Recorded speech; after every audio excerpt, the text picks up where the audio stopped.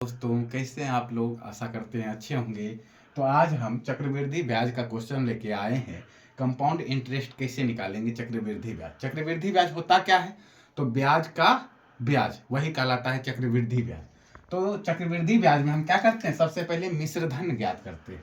मिश्र धन क्या होता है?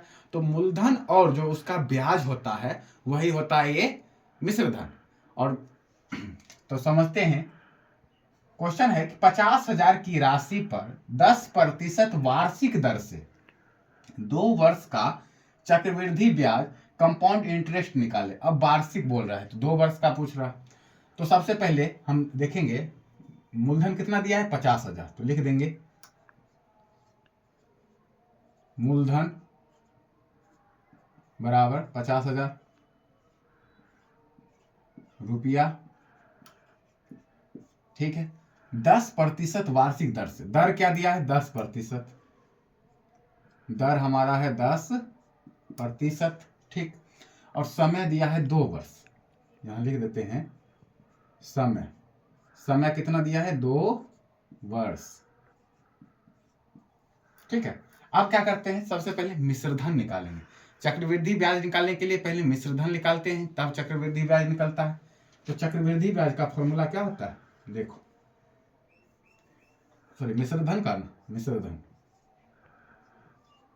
मिश्रधन बराबर हमारा हो जाएगा मूलधन। ठीक है, इंटू 1 प्लस दर। क्या? दर बटे 100 और पावर में समय। ये होता है हमारा मिश्रधन बराबर। इसी पर बनाएंगे तो मूलधन हमारा है 50,000। ठीक है, 1 प्लस दर हमारा कितना है? 10%। 10/100 और समय हमारा है 2 वर्ष, तो 2। अब देखो यही काट देते हैं, 10 दहें का 100 कट गया, तो यानी कि 50,000। अब 10 और नीचे नहीं कुछ, तो इसके बटा में 1। 10 1 का एलसीएम कितना? 10। अब 10 को यहाँ लाएंगे तो 1 से मल्टीप्लाई करेंगे 10 ही होगा, तो 10 से कम 10 प्लस, और 10 से कम 10 यहाँ कट गया, तो यानी 1 पर पावर 2। अब 50,000, 10 1 11 पावर 2।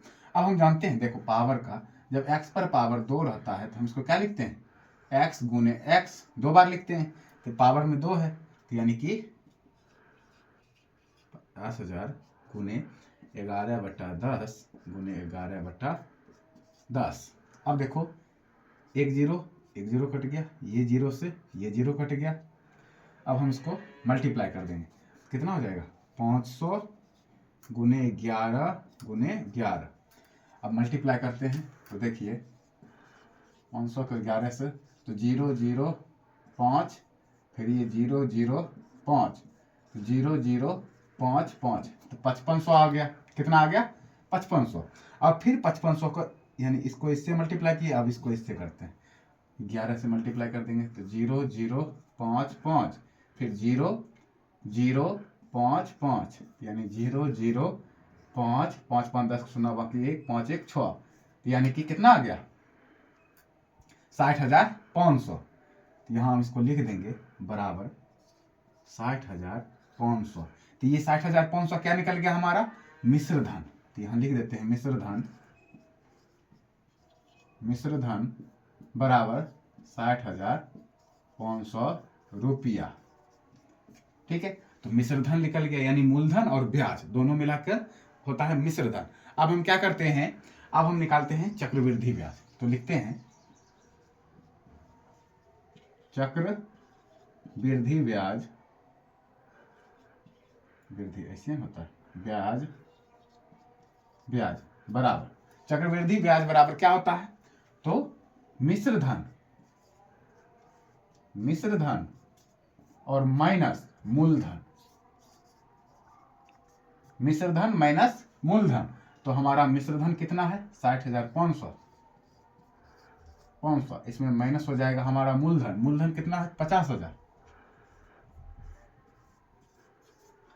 अब देखो 60,500 में 50,000 माइनस करेंगे तो हमारा क्या निकल गया? 10,500। 10,500 रुपया ये क्या निकल गया हमारा? चक्रवृद्धि ब्याज निकल गया। तो चक्रवृद्धि ब्याज इसी तरह से क्वेश्चन बनाते हैं, पहले मिश्रधन निकालते हैं, उसके बाद चक्रवृद्धि ब्याज मिश्रधन माइनस मूलधन लगा के निकाल देंगे। तो चक्रवृद्धि ब्याज का क्वेश्चन आपको कैसा लगा? अच्छा लगा हो तो लाइक करें, शेयर करें, कमेंट करें, सब्सक्राइब करें। बहुत बहुत धन्यवाद।